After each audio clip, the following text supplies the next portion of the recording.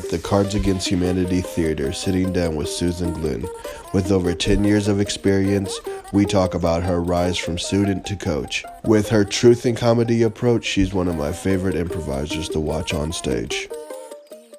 Susan Glynn, thank you for joining me today. Yeah, thanks for having me. The coach of Trigger Happy. Let me ask you, how long have you been doing improv?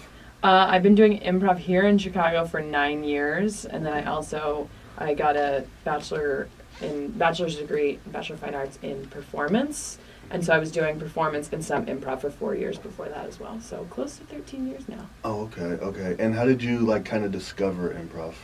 Well, when I was getting my BFA in performance, I was getting ready to graduate. I didn't really know what the next step was going to be for me, so I did some summer programs between my junior and senior year. The first one was a physical acting program in Serbia, in Belgrade. Oh, wow. And it was very cool and fun, but it was definitely not for me. It was super intense, and I was like, okay, this is not for me. And then I was in London doing some work with archetypes with this instructor named Frankie Armstrong, who's like this old, blind, like very wise woman. She's super cool and talented, and again, it was just like, this isn't for me. I don't think this is my path. And then the third thing I did was come here, and I took a 2-week intensive at Second City and saw shows at I.O., saw shows at The Annoyance, and just immediately was like, this is what I want to do, and fell in love with it. That's an amazing story. How'd you get overseas at such a young age? There was a program through my college. One of my professors actually was the one who set that all up, and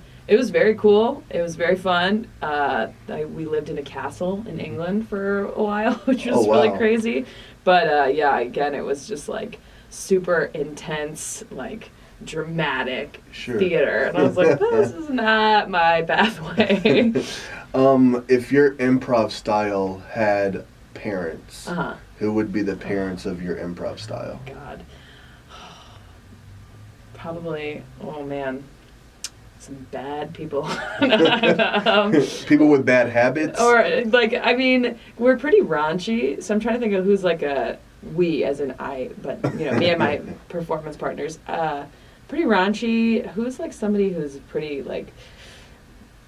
doesn't have a filter.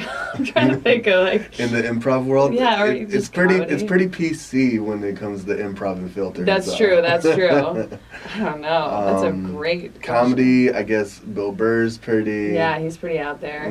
Maybe. I love Tina Fey. I've always loved Tina Fey, and I feel like there's some draw of influence from her for sure. Just her joke style, because she's just like a joke a minute. She's so smart like that. So I guess I would say maybe Tina Fey. She was my comedy idol. For a long time. Did you ever get to see her do improv? No, never.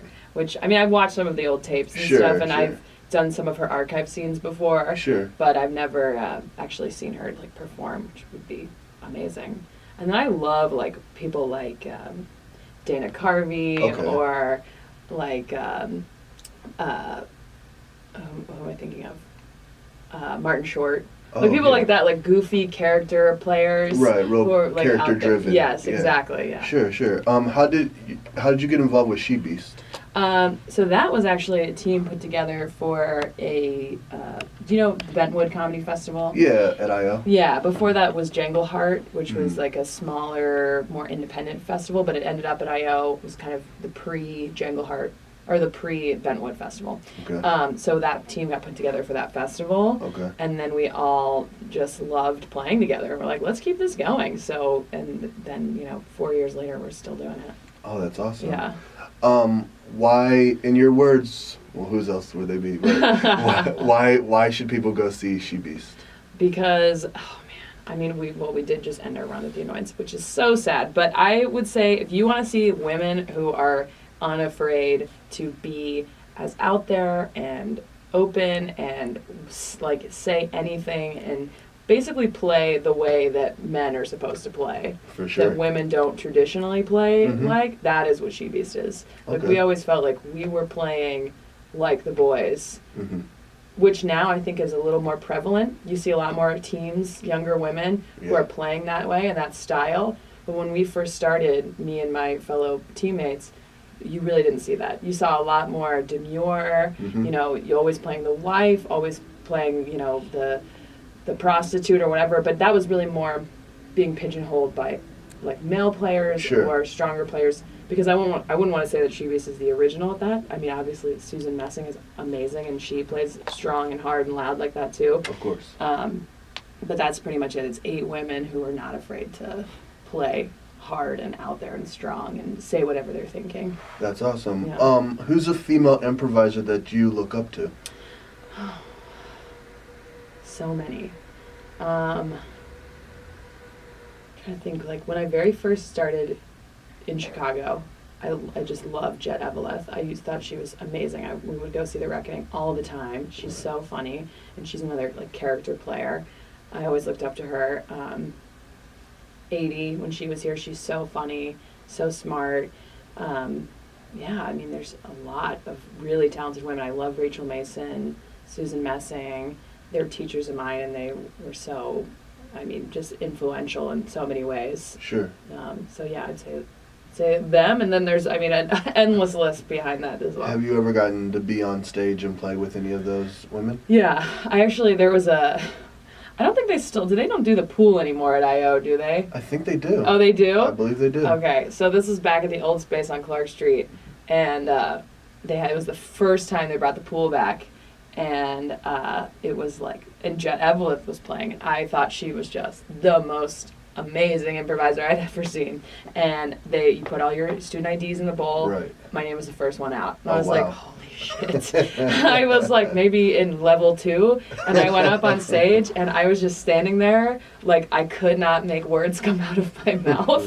I was so scared, and Jet just looked at me and was like, what do you think? And I was like, and I don't even remember what I said. I think I blacked out. I was like, I can't make words come out of my mouth. Do you feel that you, especially early on in your career, did you feel that you had to play certain characters on stage? Yeah, I think there's a lot of what happens when you're new to improv, when you're going through classes, is you get told to be or play or act a certain way. Play by the rules, which the rules are important, but the rules are also kind of training wheels that you eventually learn to take off. Sure. Other than like the basics, like yes and Right. But there's this idea of like being kind of put into a box of like what you can play, or playing the way one specific instructor, one specific theater wants to see a person play. Right. So I definitely felt like more afraid to be myself and be and like say the things that were in my mind, you know? Right. To like search through my Rolodex to find like what's the smart thing to say, or what's the thing my like teacher told me was the way to like play this scene, and how do I and like it was just kind of a jumble of trying to get the right things out, where now I feel like that's all gone. Right. And now it's easier to play like myself because I feel a lot more confidence when I stand on stage.